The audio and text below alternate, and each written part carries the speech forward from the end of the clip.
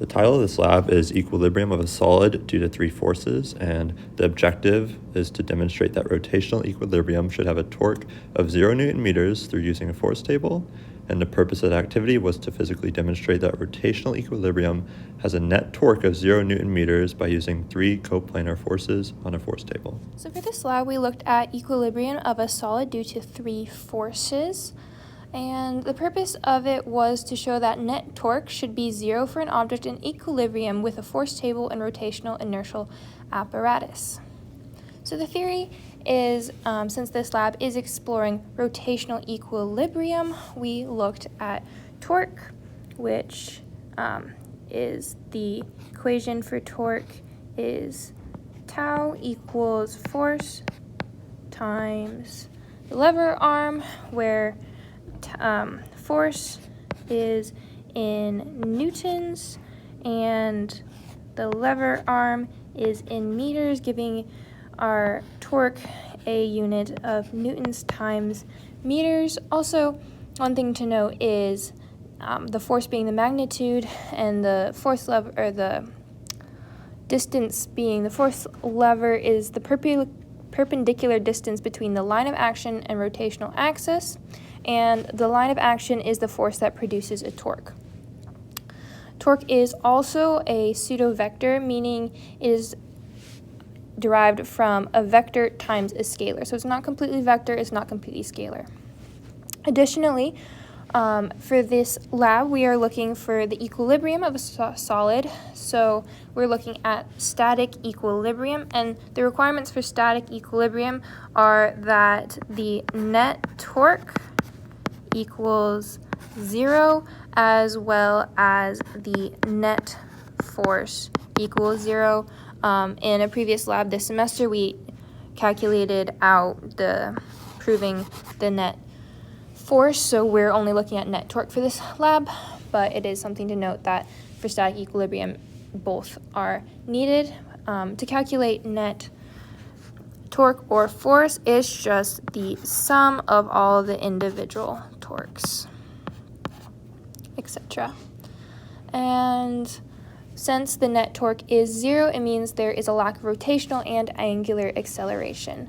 For this lab, we mainly looked at Newton's second law, which is force equals mass times acceleration, being in mass in kilograms, acceleration in meters per second squared, where the torque formula is a variation of this Newton's second law.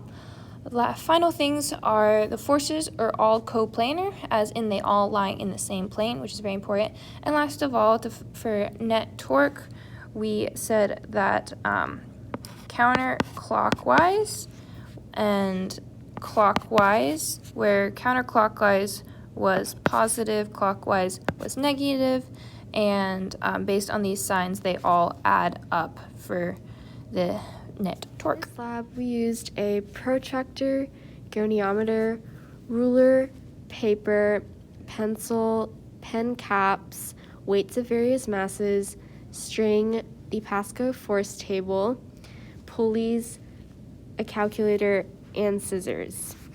In our experiment, we first set up the force table. We then put a piece of paper over the table with a hole in the center. We then placed pulleys at 30 degrees, 180 degrees, and 330 degrees. We passed a string through the hole and put one through each pulley. We then adjusted the mass on each of the 3 strings to get it close to equilibrium. After that, we drew force lines on the paper and wrote the corresponding mass next to them. After that, each member chose a point and as a rotational axis. For each force, the lever arm was drawn out perpendicular to the closest line of action measured. As you can see here, this one was measured to be about 3.5 centimeters. The torque of each force was calculated in Newton meters. For finding the direction of torque about its axis, a pencil was placed on the point chosen and force was applied onto the line of action closest to it, and the direction of rotation was observed. Net torque was then calculated by adding up the 3 different torques. Counterclockwise was assigned to be positive, clockwise was assigned to be negative. Absolute error was calculated with the expected value of 0 Newton meters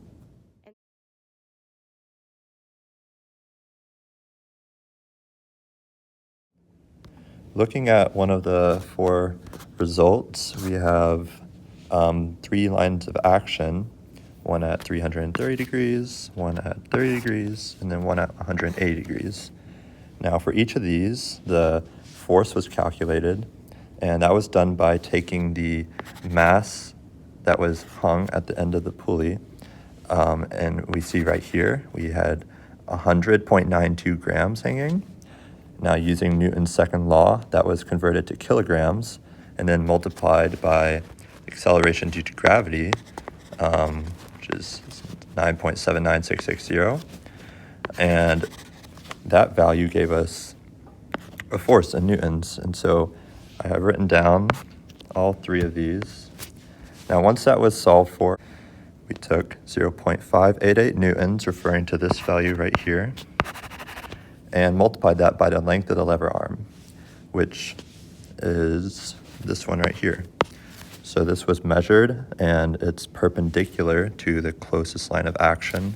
So this was 2.70 centimeters, which was converted to meters, and that gave a value of torque in newtons times meters.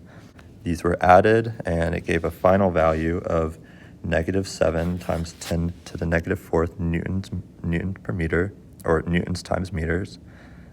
And the absolute error would therefore be this, but a positive value because percent error could not be calculated for, as the expected was 0 newton meters.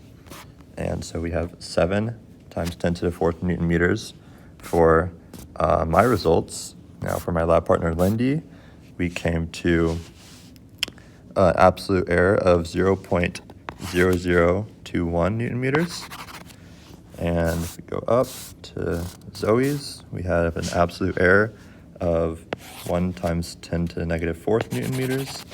And lastly, for Bradley's, we have an absolute error of 0.001 newton. For our results, the absolute error was less than 0.524% of the mother value when taking Zoe's results, and as highlighted, we have all the percentages when the absolute error is compared to the mother values. Since percentages remain fairly small, this indicates fairly successful results.